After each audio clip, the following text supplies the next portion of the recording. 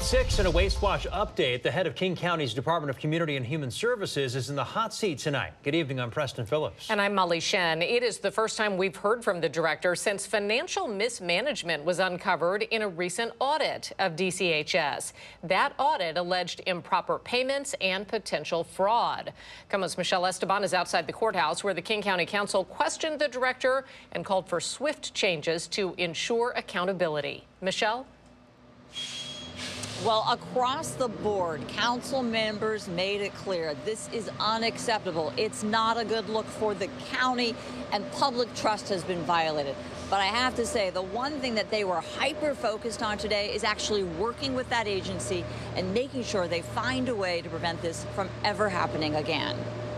The audit findings were very problematic, very concerning and serious. First came the bombshell audit that initially revealed tens of millions of dollars wasted or misused in grant payments and potential fraud. Now comes what the head of that agency has to say about it. DCHS Director Kelly Ryder. I take the findings of this audit very seriously. Financial stewardship is critical to DCHS achieving our outcomes and ensuring that we continue to deserve the public's trust as we do so. Up until now, the exact dollars in question were unknown. Ryder says it's much less than tens of millions. We are looking into less than $1 million in additional payments that were questioned. The audit called that financial oversight failure and said DCHS did not consistently apply internal controls such as checking invoices or ensuring contract compliance, as its grant funding nearly doubled from approximately $922 million to over $1.8 billion.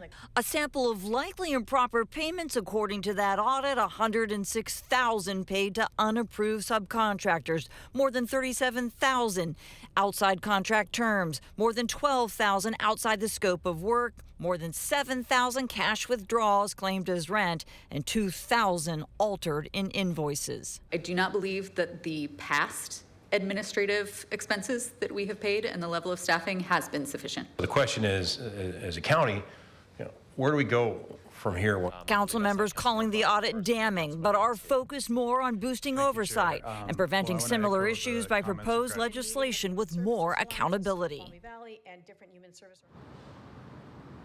Now, again, I want to reiterate that Ryder refuted what we first told you about and reported, which was tens of millions of dollars mismanaged.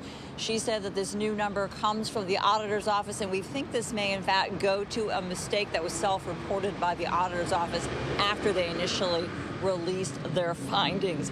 As for proposed legislation, no vote on that today. I anticipate there'll be a lot of amendments and changes to it, very specifics that we'll hear next week, and possibly a vote coming then.